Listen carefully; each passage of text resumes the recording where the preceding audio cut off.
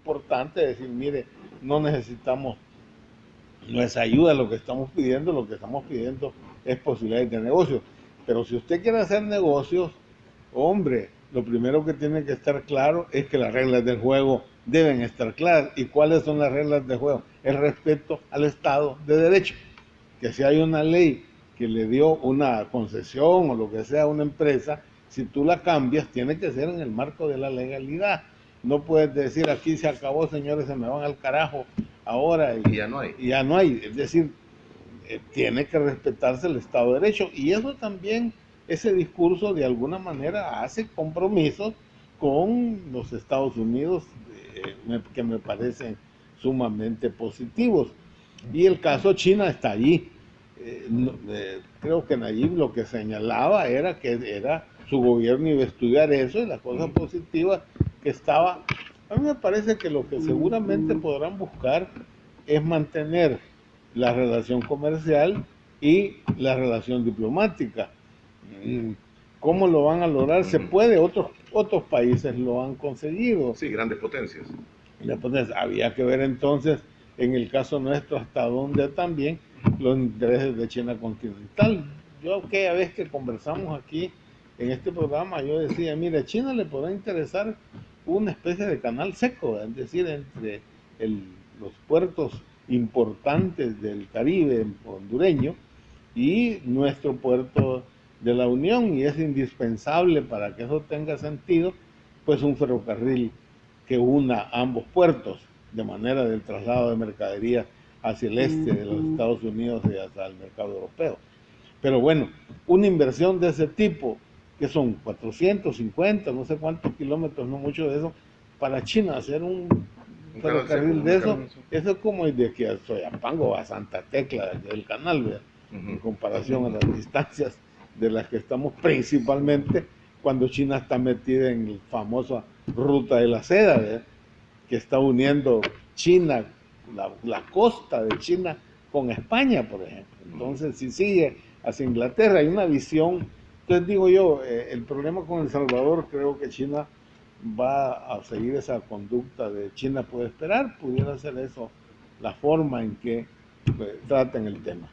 El discurso de Bukele en Heritage Foundation fue fundamental para que Estados Unidos entienda cómo El Salvador va a manejar sus relaciones diplomáticas. Yo realmente quedé sorprendido que fue a esa fundación. Es una fundación ultraconservadora. Es que es el primer detalle. Sí. Estar en la Heritage Foundation no es aceptar de por sí una línea de gobierno. Claro, ha estado Donald Trump, ha estado George W. Bush, ha estado Romney, ha estado Bloomberg, entonces han estado el ala conservadora de Estados Unidos ahí hablando. Entonces se vio de que la prensa de Estados Unidos se ha tomado muy en serio el discurso de Bukele. Yo creo de que el nuevo gobierno dio ya una postura muy fija con lo que está pasando en Nicaragua y en Venezuela. Ha mandado ya un mensaje claro, contundente. También es importante, tanto para México como para El Salvador, que los dos países puedan no solo mejorar sus relaciones diplomáticas, que gozan de un excelente momento, sino que también puedan verse espacios de inversión de más empresas mexicanas. Ya hay empresas mexicanas acá. El problema es que varias empresas mexicanas, quizás como lo decía con el ingeniero Villacorta antes de entrar, están aquí pero ya se quieren ir. Entonces hay que generar los espacios de verdad para que se puedan quedar, ¿verdad? Porque entonces, en realidad la migración no se va a detener de la noche a la mañana, es algo inherente de toda la humanidad, ¿verdad? Pero creo que El Salvador puede dar pasos en firme para reducir la cantidad de migración, tanto la que se nos va como la que también recibimos, que casi nadie habla de eso, ¿verdad? Que hace poco alguien me contaba que, por ejemplo, en Honduras, en Nicaragua, en Costa Rica, se tenía mucha migración venezolana, cubana, mucha gente de Sudamérica. Ven Centroamérica un destino ideal para la inversión. Pero si no generamos las reglas del juego, si no generamos países con los contrapesos debidos, obedeciendo entre los órganos de Estado y colaborando entre los órganos de Estado, los inversionistas se van. Exactamente. Ahora, el mensaje para Nicaragua y Venezuela, como tú lo mencionas, fue directo. Están a punto de perder a uno de sus aliados. Claro. Van a perder, no están a punto, van a perder a uno de sus aliados, y eso es un claro mensaje totalmente 180 grados en dirección de lo que se ha venido manejando hasta este momento. Absolutamente. Y yo quisiera decir, eso no corresponde solo a decir a quedar bien con los Estados Unidos, no, yo creo que la población salvadoreña, parte de su forma que se expresó electoralmente, Esperaba es eso. porque había un rechazo a ciertas formas que tomó el presidente Sánchez Serén, por ejemplo, la toma de posesión del presidente Maduro, las relaciones mismas. ¿Por qué? Hombre, porque el FMLN viene de una lucha precisamente a favor de los derechos humanos, de estar en contra de los abusos del militarismo. Entonces, tomar esa decisión, porque aquellos son militares de izquierda y los otros eran militares de derecha, perdone, el abuso de los grupos o de las élites militares en ciertos momentos han sido rechazados por aquellos que somos demócratas de verdad. Entonces creo que esa situación generó al interior mismo de gente del frente de considerar negativa esa actitud contradictoria con la historia y la filosofía y la ideología del FMLN. Muy bien, antes de pasar a otros temas, sí tengo que mencionarlo. La decisión de la comisión especial que está investigando en la Asamblea Legislativa precisamente el tema de la relación con Taiwán también emitió ayer y fue conocido por el Pleno el resumen, el síntesis del proceso que ellos han elaborado, llamando a varios de los actores políticos, y concuerda precisamente con el mensaje que se ha dado y con lo que ha decidido la Sala de lo Constitucional, que más bien dicho es el punto de partida de este día. Sí, definitivamente la Asamblea Legislativa ha sido un actor bien importante en esto porque pone un contrapeso que no se nos debe olvidar. O sea, hay una Asamblea Legislativa y hay una Corte Suprema de Justicia que debemos obedecer los dictámenes y debemos obedecer las resoluciones. Pues por algo está la Sala de lo Constitucional, para hacer un contrapeso, sino para que estuviera, pues, y además iba a afectar enormemente al comercio, tanto local como también en Taiwán, ¿verdad? Porque las inversiones de Taiwán ya estaban aquí, bien establecidas, y cambia de la noche a la mañana. Creo que el papel de la Asamblea Legislativa ha sido vital en eso, muy importante para poder poner en relieve que hay contrapesos y se deben respetar. Honduras y Nicaragua pueden irse despidiendo de sus aliados en El Salvador. Esa es la frase textual que ocupó el presidente electo Nayib Bukele. Venezuela y Nicaragua. Venezuela y Nicaragua, perdón. Sí. No. Dígame. Yo creo que tiene razón el presidente, insisto, de a quien satisface eso, y obviamente hay intereses del pueblo salvadoreño que refleja también en eso. Claro, es evidente también que cada vez más es insostenible el poder apoyar o mantener una actitud como centroamericano en el caso de Nicaragua y como latinoamericano en el caso evidentemente de Venezuela. Cada vez más el número de gobiernos o de países o de estados que apoyan una salida de diálogo es lo que está presente, una salida negociadora. Ortega ha caminado, pretende caminar por esa ruta, a diferencia de Venezuela. Lo que queda claro aquí, lo he insistido yo todo el tiempo, es que si las Fuerzas Armadas defienden o están a favor de un régimen o son parte sustancial de ese régimen, difícilmente eso cambia si no hay una decisión de las Fuerzas Armadas también de cambiar frente a un régimen que puede estarse considerando que sobrepasa el tema de los derechos humanos y el mínimo respeto. Si vamos más allá, y esto quiero terminar que ustedes me digan y analicen qué es lo que podría estar sucediendo. Cuando aún era candidato a la presidencia, Nayib Bukele publicó en su cuenta de Twitter: dictadores como Maduro en Venezuela, Ortega en Nicaragua y Juan Orlando en Honduras jamás tendrán ninguna legitimidad porque se mantienen en el poder a la fuerza y no respetan la voluntad de sus pueblos. La mención con Honduras. Exacto, eso voy. Sí, eso es claro, se nos olvida, pero la Constitución hondureña prohibía explícitamente la reelección, y es más, le daba funciones a las Fuerzas Armadas para evitar esa posibilidad. Claro, ahí hicieron el mismo jueguito de que es la Sala Constitucional la que de repente se saca de la manga como mago una salida de decir, pues fíjense que no, es constitucional la reelección. Entonces, sí, pero es evidente entonces que la llegada o el mantenerse el presidente reelecto, pues va con un problema de legitimidad y a mí me parece también de legalidad, hasta ahí. Pero bueno, es un hecho, las relaciones de los Estados Unidos con el presidente de Honduras y con el régimen de Honduras han estado más que positivas. El hecho de que Guatemala y Honduras hayan trasladado su embajada ha sido una especie de mensaje positivo que agrada a los Estados Unidos, principalmente a esta administración de derecha, ultraderecha, y eso hace entonces que, bueno, ya la relación Honduras, Guatemala, El Salvador tiene que ser diferente porque el problema del Triángulo Norte cada vez más es de interés de los Estados Unidos. Teme la corrupción, que está claro en el discurso de Nayib, llamando incluso a la posibilidad de las CICIS, y evidentemente que el tema migratorio, que los Estados Unidos también es un punto clave en el tema de las migraciones y de las caravanas y esto.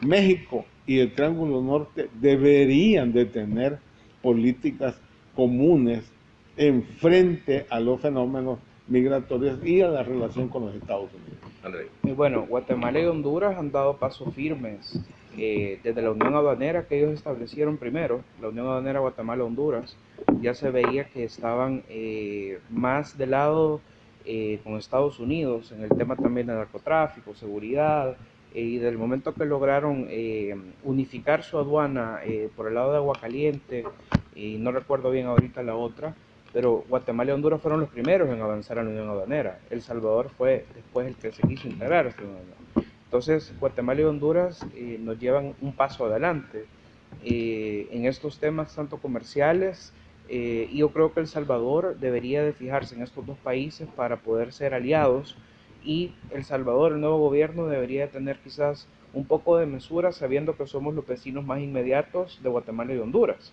y estamos dentro de un proceso de integración centroamericana, integración económica, integración de todo tipo, ¿verdad? Entonces yo creo que El Salvador tendría que pensar bien a la hora de hablar dentro de Centroamérica, porque es como que cuando uno está en un vecindario y se habla mal del vecino, pero le toca verlo todos los días, hay que tener mucho cuidado. Entonces yo creo de que con Estados Unidos ya está muy claro, pero se tiene que trabajar mucho más el tema migratorio con México, creo que eso es vital. Porque México es el que nos está recibiendo a los salvadoreños y le está dando visas humanitarias. Ya dijo Andrés Manuel López Obrador que él con gusto lo hace, pero es como cuando le dicen, no, yo te recibo con gusto, pero hay un límite, hay un límite. Entonces yo creo que El Salvador debe ya de trabajar en aspectos migratorios, pero ya con la seriedad del caso, ¿verdad? Porque son olas migratorias masivas, sí.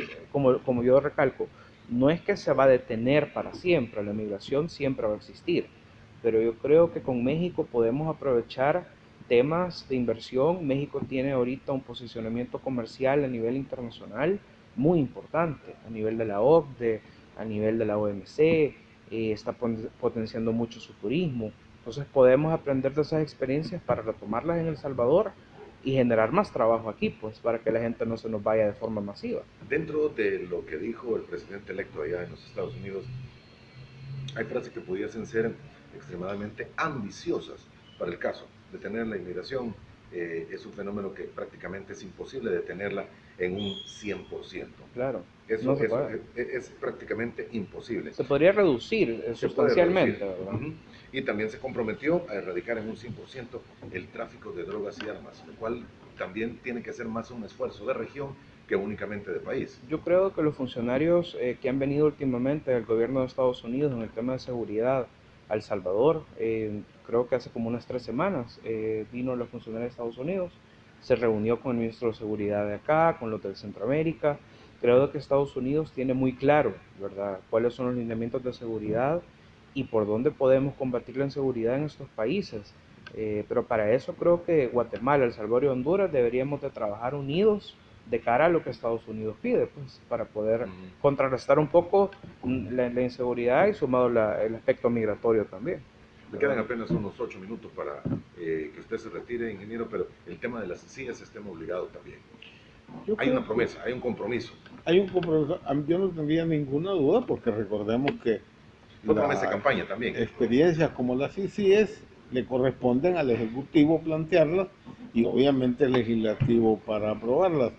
A mí me parece que un organismo internacional que venga a apoyar, que venga a construir mecanismos de apoyo a inteligencia, a investigación, a la fiscalía sustancial. Si lo que uno se preocupa es que ese tipo de organismos internacionales sobrepase esta decisión, esta norma que está en la Constitución de que la exclusividad de la presentación, de la investigación del delito, de su judicialización le corresponde a la Fiscalía. Pero cuando me dicen, mire, fíjense en Guatemala en medio de los juicios llega como parte de la CICIG, uno dice, mire, ahí hasta dónde eso será. Otros me dicen, ¿cómo crees que no esté si son temas sustantivos y la Fiscalía se pondrá de acuerdo con los jueces? La CICIG tiene que estar ahí para estar ojo al Cristo. No sé, creo que esa parte debe de trabajarse. Mi punto ahí es que una decisión como esa debe de ser el resultado de un análisis y de a un consenso tanto de las fuerzas políticas como del resto de la sociedad frente a eso. Y creo que por ahí lo que sirva definitivamente para enfrentar los abusos, no solo la corrupción, sino que el nepotismo y esta otra serie de vicios, como una ley que quieren aprobar el nepotismo, es decir, los abusos del aparato del Estado, creo que es importante, pero entendamos también que la corrupción no solo es del corrupto, el problema es que hay corruptor, y el corruptor también debe ser sujeto de esto y de saber que tiene penalidades, y usualmente el corruptor termina siendo un privado, que utiliza a un funcionario público para tener un beneficio que va en contra de la libre competencia, por cierto, porque hay un abuso frente a otros. Ese tipo de normas son importantes para lo que hemos dicho también de la inversión. Nadie va a invertir en un país donde las posibilidades del abuso y de la corrupción existen y hay que estar pagando mordida del diezmo cada vez que va a hacer un contrato. En Guatemala algunos piensan que la CICIG estuvo por encima de la misma fiscal en general. Ese es un argumento. Yo no estoy del todo seguro. Y en Honduras al revés. Y Honduras, que ahí está, sí, pero nadie pero sabe. No hace mucha cosa. Lo que pasa es que aquí en nuestro país la Fiscalía ha tenido éxito. Hay un presidente exiliado prácticamente y en cualquier momento puede ser traído, debería de venir a tratar la justicia. El otro presidente con su equipo más cercano pues ha sufrido un juicio, ha sido pues condenado y está en la cárcel. Ahí tiene usted otro presidente que falleció, sí, pero tuvo un juicio y lo estuvo siendo llevado a un tribunal. Sí, usted ha tenido a 3 presidentes con sus equipos y continúa habiendo ahí funcionarios de alto nivel que son llevados a juicio, lo que está indicando entonces que el tema de la impunidad es el otro tema de la CICIG. En el caso nuestro, la Fiscalía ha jugado un papel muy importante. ¿Es necesario una CICIG? Sí, pero ¿de qué tipo? No puede ser igual a Honduras ni Guatemala, sino que tiene que ser adaptado a las necesidades y la realidad nacional. No hay ninguna duda que es necesario el combate a esos delitos que hemos señalado, pero con las limitaciones correspondientes y el respeto a la Constitución. André. Sí, definitivamente en el tema de la legalidad, creo que la ONU ha tenido una gran participación en en Guatemala y la OEA en Honduras, y de pretenderse aquí en El Salvador, yo creo de que se deberían retomar todo, o sea, debería de preverse todo lo que se puede reaccionar a nivel constitucional, a nivel político. Creo que hay que tener todo eso bien claro antes de poder ejecutar una decisión así. Sí, el tema del TPS es otro también, y parece, bueno, por lo menos el presidente electo lo dijo, se van a tener más oportunidades de un diálogo directo y concreto y peticiones abiertas que se las haga, y utilizando sus palabras, más menos entre comillas, un amigo y no alguien que normalmente ha estado criticando el accionar de los Estados Unidos, el cual ha sido el caso del último gobierno del FMLN. Veremos qué pasa con el gobierno de Bukele en el tema del TPS. Él se ha visto más cercano con el ala conservadora de Estados Unidos. Veremos, entiendo que hoy se reúne con John Bolton, el del ala ultra conservadora del gobierno de Donald Trump. Yo creo de que si él desde el inicio se sienta con Estados Unidos, le hace ver la problemática que nosotros estamos atravesando, puede extenderse más el TPS. Pero para eso El Salvador tiene que generar aquí las condiciones claras de lo que Estados Unidos, vuelvo a repetir, pide para eso, ¿verdad? La institucionalidad democrática, el respeto entre órganos del Estado. El embajador Mains ha estado muy activo mencionando eso. Entonces yo creo de que puede haber algo de esperanza para los compatriotas allá con este nuevo gobierno, siempre y cuando la diplomacia con Estados Unidos mejore mucho más de lo que está ahorita, pues.